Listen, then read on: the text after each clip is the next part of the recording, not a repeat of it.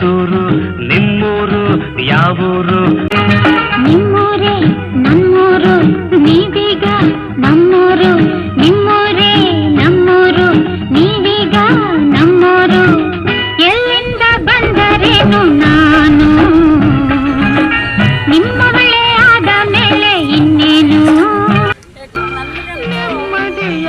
Voice ಅಂದರೆ ತುಂಬ ಇಷ್ಟ. ನನ್ನ ಫೇವ್ರೇಟ್ ಸಿಂಗರು ಶ್ರೀ ಅಶ್ವಥ್ ಅಪ್ಪಾಜಿಯವರು ಮತ್ತು ಇವರು ಎಸ್ ಜಾನಕಿ ಅವರು.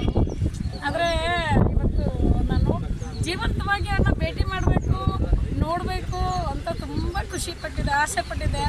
ಅದರ ಆಸೆ ಈಡಾಗಲಿಲ್ಲ. ಆದರೆ ಅವರು ಇದನ್ನು ಹುಟ್ಟಿದ್ರು ನಾನು ಮೈಸೂರಲ್ಲೇ ಇರಬೇಕು, ನಾನು ಮೈಸೂರಲ್ಲೇ ಮಣ್ಣು ಮಾಡಬೇಕು ಅಂತ ಒಂದು ದೊಡ್ಡ ಮನಸ್ಸು ಇಟ್ಕೊಂಡು ಆ ದೇಹನ ಇಲ್ಲೇ ನನ್ನ ಮಣ್ಣು ಮಾಡೋಕ್ಕೆ ಅಷ್ಟು ಸ್ಫೂರ್ತಿ ಬೇಕು ಅಂತೇಳಿ ಅವರನ್ನೇ ಏನು ಹೇಳಿದರು ಅದರಂತೆ ಇಲ್ಲೇ ಮಣ್ಣಾಗ್ತಿದ್ದಾರಲ್ಲ.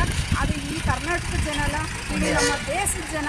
ಅವ್ರು ಮಾಡಿರೋಂಥ ಕರ್ತವ್ಯಕ್ಕೆ, ಅವ್ರು ಮಾಡಿರೋಂಥ ಪುಣ್ಯಕ್ಕೆ, ಅವ್ರು ಆಡಿರೋಂಥ ಸಾಂಗ್ಗಳು ಪ್ರತಿಯೊಬ್ಬ ನಮ್ಮ ಕರ್ನಾಟಕದಲ್ಲಿರ್ಬೋದು, ಇಡೀ ನಮ್ಮ ಭಾರತದಲ್ಲಿರ್ಬೋದು, ಇಡೀ ಪ್ರಪಂಚದಲ್ಲಿರ್ಬೋದು, ಅವರೆಲ್ಲರಿಗೂ ಇವರು ಸ್ಫೂರ್ತಿಯಾಗಿರ್ತಾರೆ.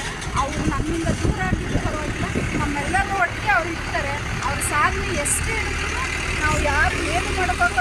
ಅವ್ರ ಗುಣಗಳನ್ನ ನಾವು ಹೇಳಿ ತೃಪ್ತಿಪಟ್ಟು ಸಮಾಧಾನ ಮಾಡ್ಕೊತೀವೋ, ಆದರೆ ಅವ್ರ ಗುಣ ನಾವು ತೀರ್ಸೋಕ್ಕೆ ಆಗಲ್ಲ. ತುಂಬ ಆಸೆ ಇತ್ತು, ಆಸೆ ಈಡೇರಲಿಲ್ಲ.